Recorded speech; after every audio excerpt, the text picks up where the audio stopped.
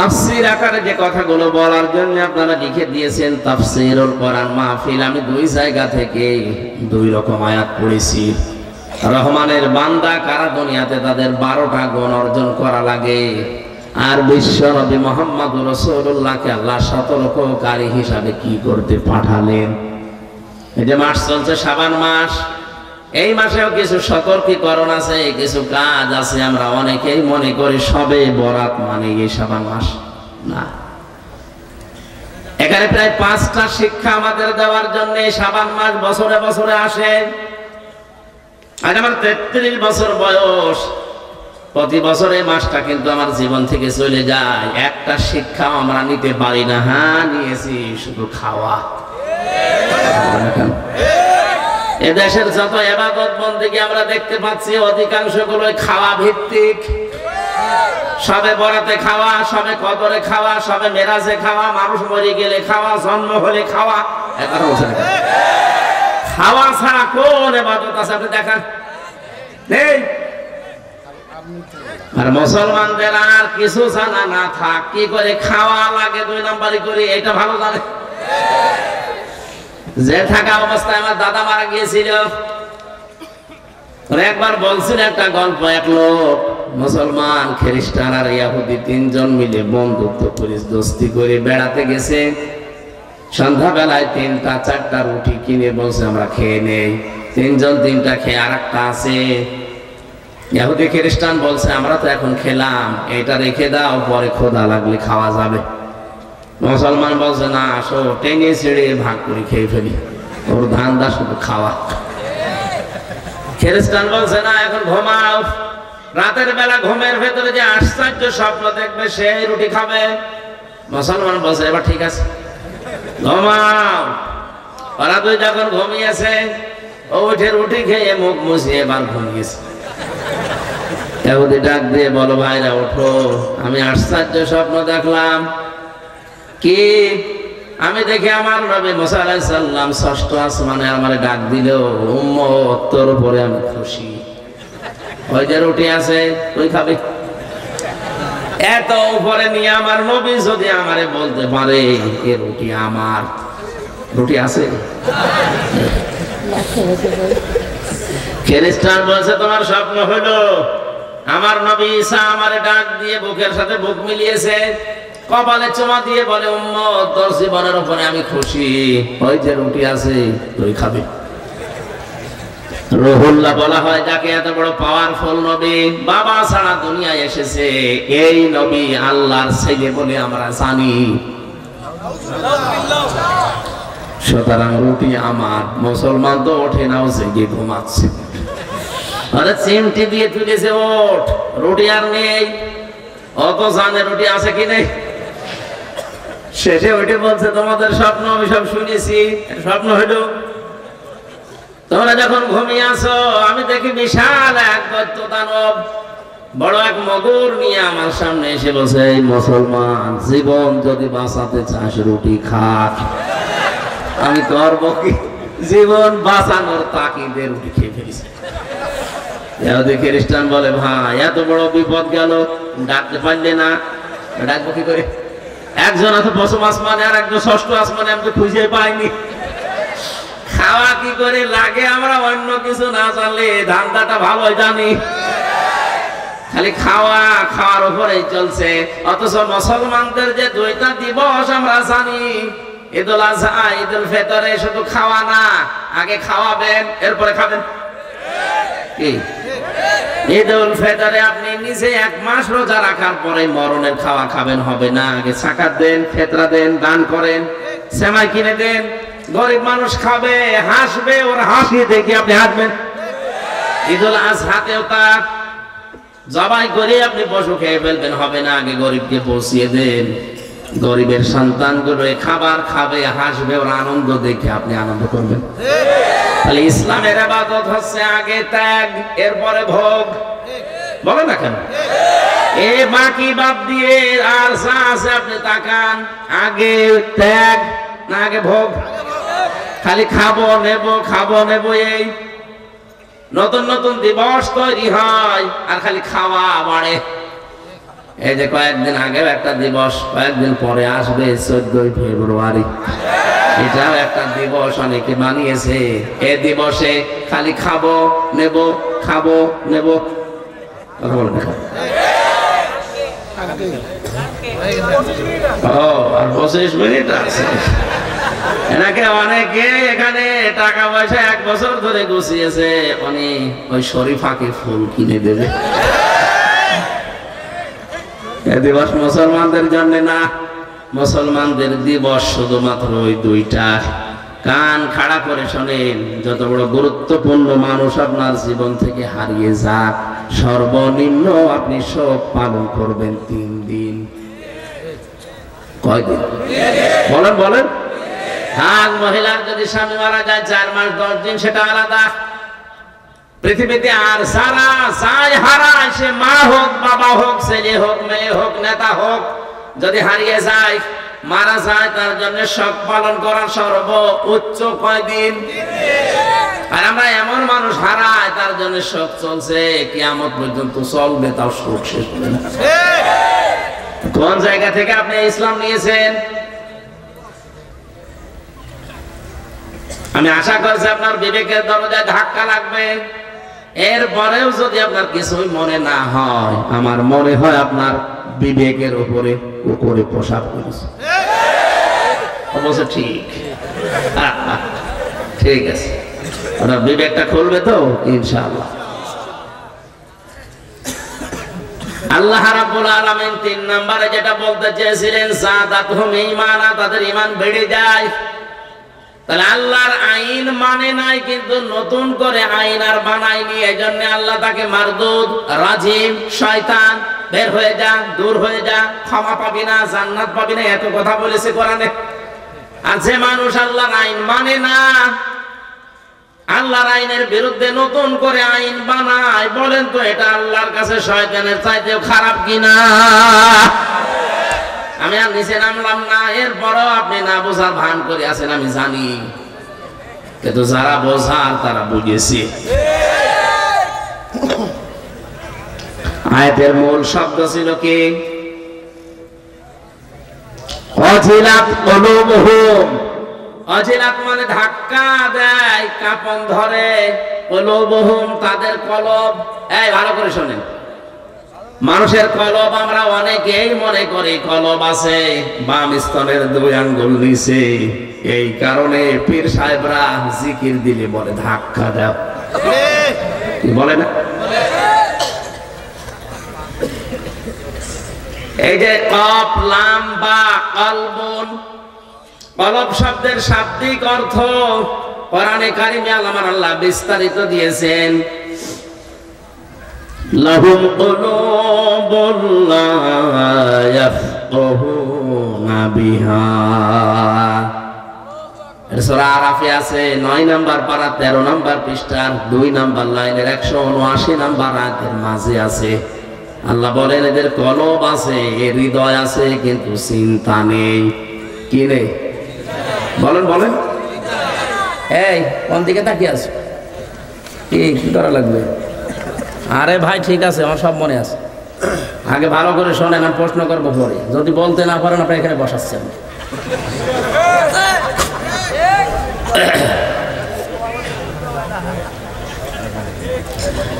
খেয়াল করে শোনেন, অনেক বেদাত এই দেশ থেকে বিদায় হবে আজটা বুঝলেন। আল্লাহ বলেন তাদের কলব আছে, হৃদয় আছে, কিন্তু কোনো চিন্তা নেই, তারা বোঝে না। তাহলে কলবের কাজে আয়াত দ্বারা প্রমাণ কি? চিন্তা করা, বোঝা, কি করা? বলেন বলেন। আমরা যেটা বলেছি বাম স্তনের 2 আঙ্গুল নিচে এটা আছে, এখানে যদি আপনি ধাক্কা দেন তাহলে পরিষ্কার হবে, আপনি ভালো হয়ে যাবেন। হাদিস বলা হয়, এখান থেকে দলিল দিয়ে, আলা ইন্না ফিল জাসাদি মুদগাতুন ইদা সালুহাত সালুহাল জাসাদু ওয়া ইদা ফাসাদাত ফাসাদাল জাসাদু আলা ওয়া হিয়াল কলব।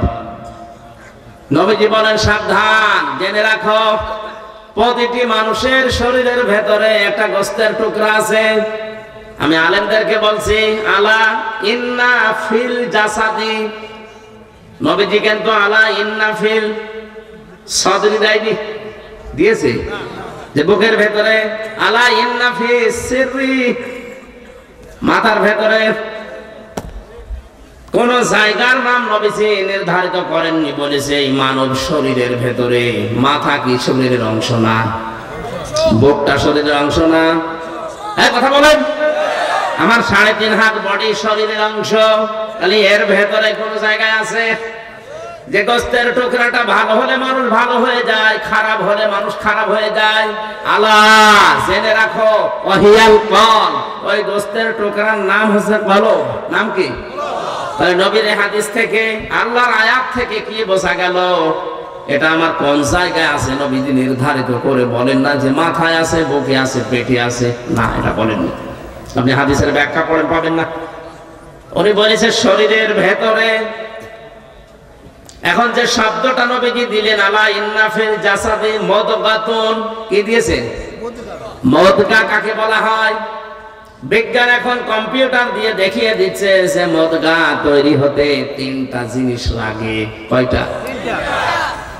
মানুষের এই যে রেহেমের ভেতরে যে 40 দিনে পাল্টায়, এটার নাম প্রথমে হয় আলাক, জমাট বাঁধা রক্ত, ঝুলন্ত যোগ, মাটির নির্যাস। বাকি 40 দিনে যেটা হয়ে যায় তার নাম মুদগা। কি? মুদগা হওয়ার জন্য শর্ত 3টা। 1 নম্বরে ওর ভেতরে রক্ত থাকা লাগবে, 2 নম্বরে ওর ভেতরে চর্বি থাকা লাগবে, 3 নম্বরে রাবারের উপরে দাঁত দিয়ে কামড় দিলে যেভাবে দোড়া কাটা ভাগ বসে যায়, ওর ভেতরে এরকম দাগ দেখা যাবে। আমি এখানে সভাপতি সেক্রেটারি যারা আছে, মুরব্বী মানুষ, এমনি মরে যাবে, তারপরও বলছি আপনারা যদি মাথা ফাটিয়ে এই জায়গায় কলয় যে মগজটা বের করে নিয়ে আসি, আর বাম স্তনের এই জায়গা থেকে যদি কেটে গোস্তটা নিয়ে আসি। আপনাদের কাছে আমার প্রশ্ন, এবার বলেন তো, কম্পিউটারের সাথে, নবীর হাদিসের সাথে, কোরআনের আয়াতের সাথে মিলছে কোনটা? আপনি মগজের ভেতরে দেখবেন দোড়া কাটা ভাব আছে, ওর ভেতরে রক্ত আছে, ওর ভেতরে চর্বি আছে। এক কথা বলছেন না কেন? শুধু এইটাই না, মাথার ভেতরে 36টা জিনিস দেওয়া আছে। এর সামনে যেটা ফ্রন্টাল লব, অক্সিপিটাল লব, কম্পিউটার থাকলে আপনার এখানে আমি একেবারে হাতে কলমে দেখিয়ে বুঝিয়ে দিতে পারতাম। আপনি তারপরও দেখবেন মানব দেহের এই যে বিভিন্ন জায়গায় যে জয়েন্ট গুলো আছে, মাথার মগজ নিয়ে সব নিচে দেখতে পারবেন। কলবের কাজ চিন্তা করা।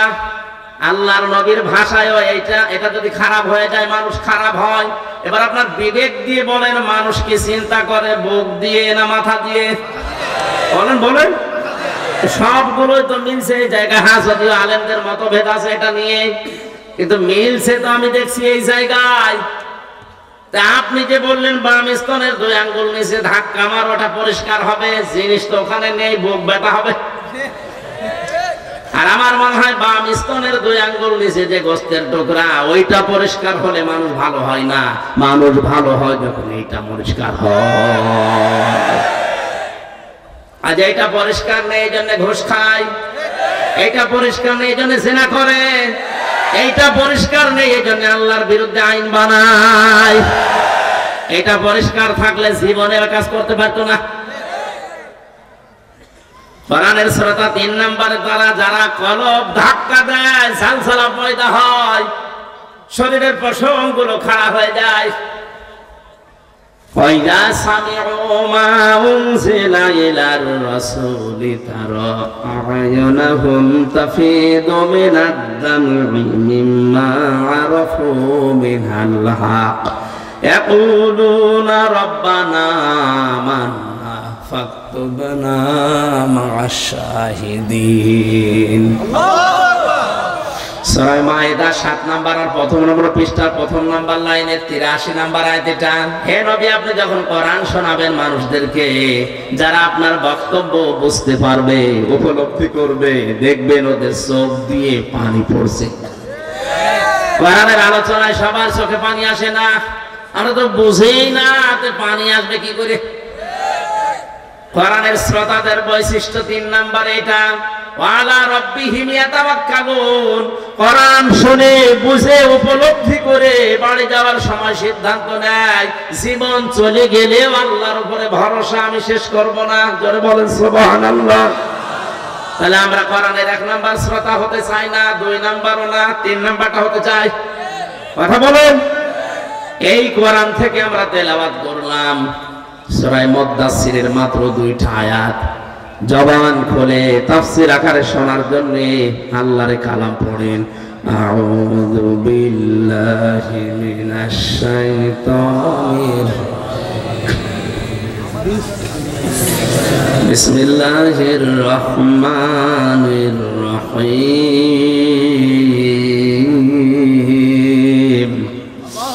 ইয়া আইয়ুহাল মুদ্দাসসির কুম ফাআনযির। এ পর্যন্ত থাক। সূরা মুদ্দাসসির 56টা আয়াত আছে, 2টা রুকু আছে, মাত্র 2টা আয়াত পড়েছি। মক্কায় নাযিল হয়েছে এটা। কোন আয়াত থেকে কেউ যদি কথা শুনতে চায় 5টা বিষয় খেয়াল করা লাগে। তার শুদ্ধ তেলাওয়াত, মাতৃভাষায় অর্থ, ঐতিহাসিক প্রেক্ষাপট, বাস্তব ব্যাখ্যা আর মূল শিক্ষা নিয়ে বাড়ি যাওয়া। কয়টা? তাফসীরে ফি জিলালিল কোরআনের ভূমিকায় 5টা লেখা আছে। যে কোনো আয়াত থেকে কথা তাফসীর শুনতে হলে প্রথমে তেলাওয়াত করবেন শুদ্ধভাবে। আমরা অন্তত যতটুকু চেষ্টা করি পড়েছি। মাতৃভাষায় অর্থ হচ্ছে, হে বস্ত্র আবৃত ব্যক্তি দাঁড়ান, মানুষদেরকে সতর্ক বাণী শোনান। ঐতিহাসিক প্রেক্ষাপটের ভেতরে পেয়েছি বিশ্বনবী সর্বপ্রথম 5টা আয়াত পেয়েছিলেন 40 বছর বয়সে। কয়টা? এখান থেকে একটা শিক্ষা আছে। জ্ঞানী মানুষ যারা আছেন তারা খেয়াল করেন।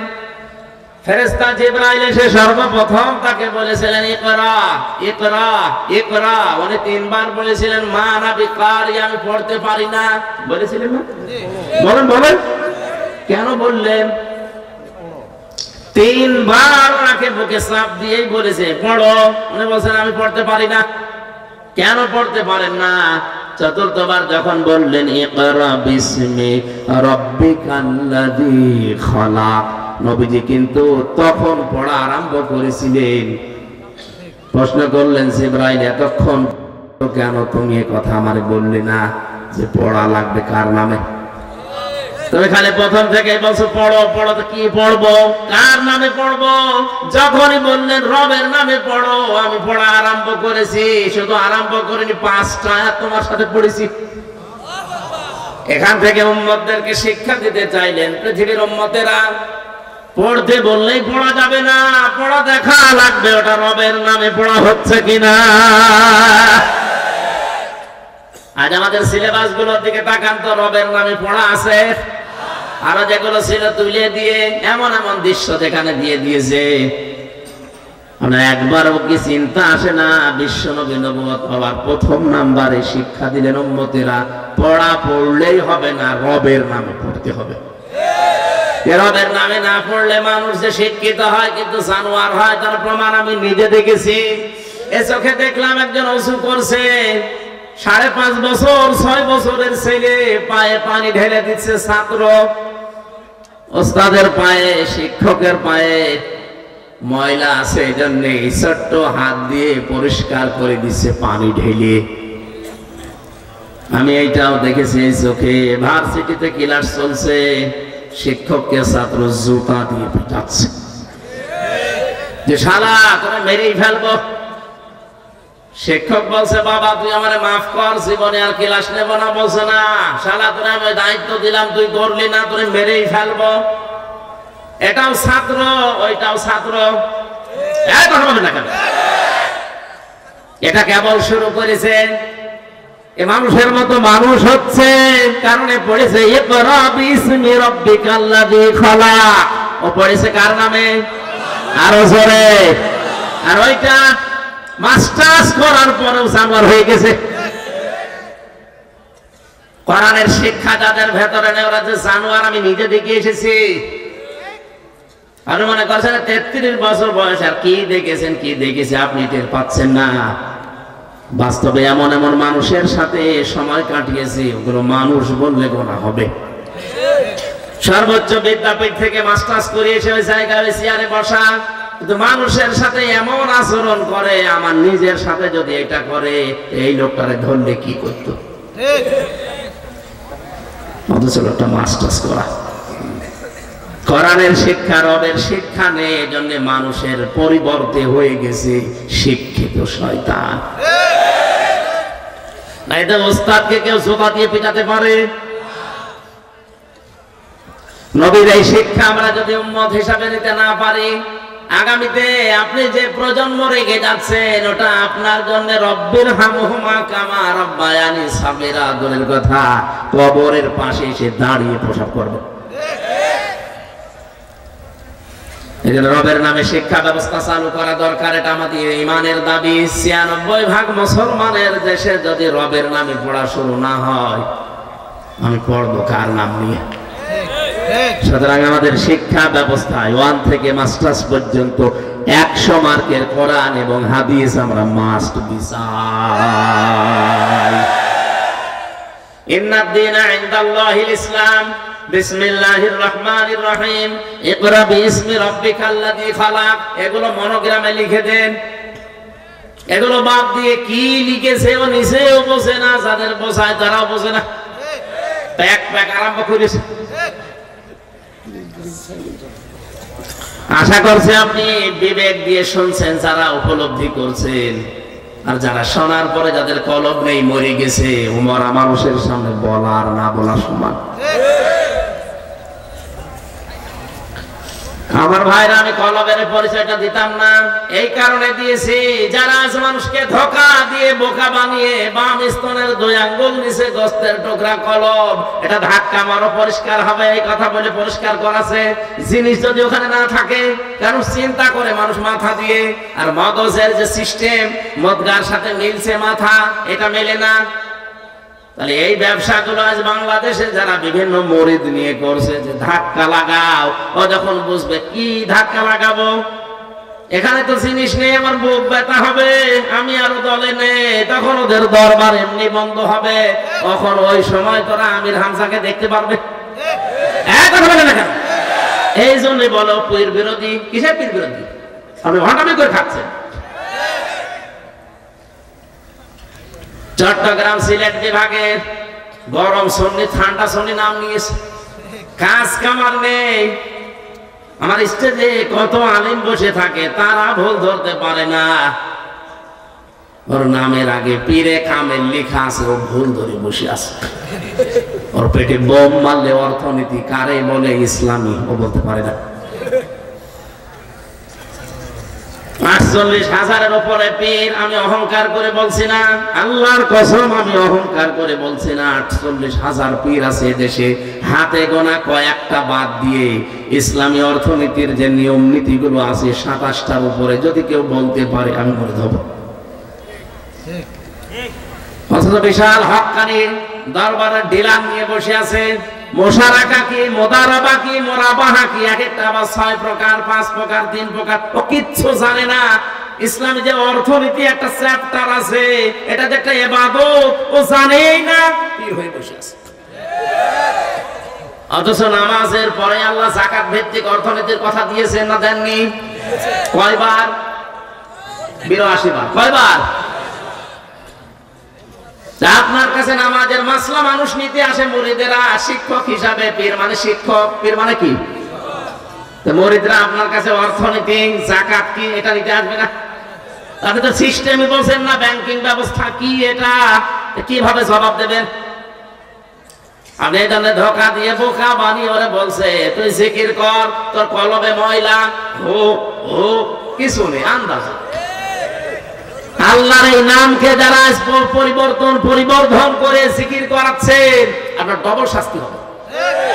এটা সূরা ফুরকান 19 নাম্বার পারার 4 নাম্বার পৃষ্ঠার 13 নাম্বার লাইনে আছে, ওয়াল্লাযীনা লা ইয়াদউনা মা'আল্লাহি ইলাহান আখার। এই যে মা মানে সঙ্গে, আল্লাহকে ডাকে কিন্তু আল্লাহর পাশাপাশি অন্য কাউকে ডাকে। আজ বিভিন্ন জেলাতে, বিশেষ করে ব্রাহ্মণবাড়িয়া, কুমিল্লার ওই লাইনে আল্লাহকে কিছুক্ষণ ডাকার পরে পরেই দেখি মাঝে মাঝে ইয়ালি বাবা, শাহাদি বাবা, খাজা বাবা, এক কথা বলছেন না। এগুলো প্রকাশ্য শিরক এবং কবিরা গুনাহ। আল্লাহ ছাড়া কারো নামে জিকির করা জায়েজ নেই। বলেন না কেন? রাসূলুল্লাহর নামে কোনো জিকির নেই। কেউ যদি বলে ইয়া রাসূলুল্লাহ, ইয়া রাসূলুল্লাহ, গুনাহ হবে। জিকির হিসাবে শুধু আল্লাহর নাম, আর রাসূলের নামে হবে দরুদ। বলেন বলেন। কথা আর পায় না, বলে রাসূলের কোনো মহব্বত নেই, রাসূলকে খাটো করে। তোমার এত মহব্বত, জীবনে কোনোদিন রাজপথে তোমার দেখলাম না। আর রাসূলের মহব্বত না থাকলে 3 বছর আমি অন্ধকারে কাটালাম, এই কারাগারে। কি খেলা করার জন্য কাটিয়েছি?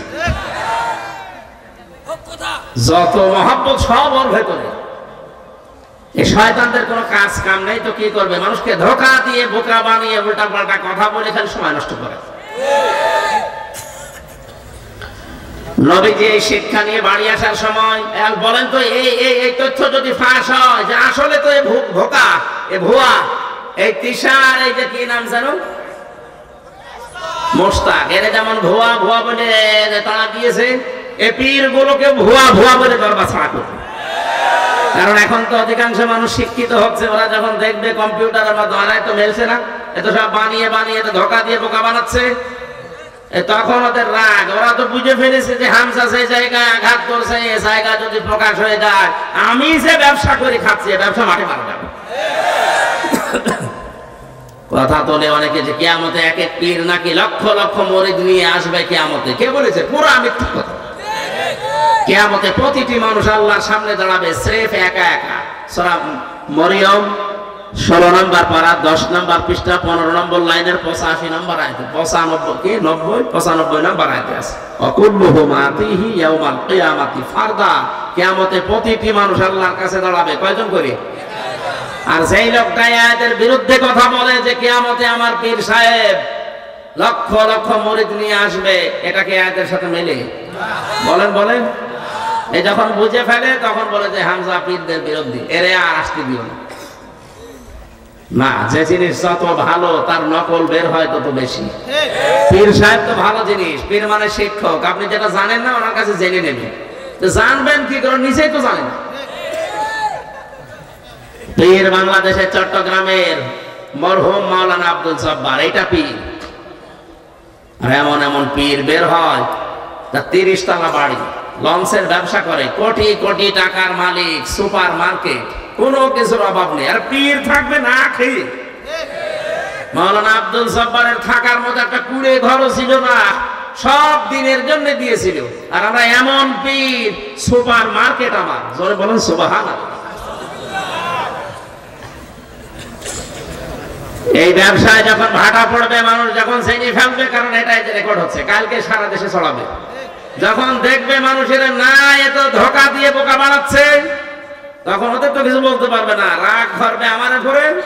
প্রশাসনকে যে বলবে যে পীর বিরোধী, এ যেন আমাদের দিনাজপুরে না আসে। আর ওরা তো ওই রকমই, ও তো বোঝেও না কি ভালো কি মন্দ। মনে করবে যে হ্যাঁ পীর সাহেব বলছে, ঠিক আছে, ও হুজুরের আর আসতে দেবো, যে বন্ধ করবো।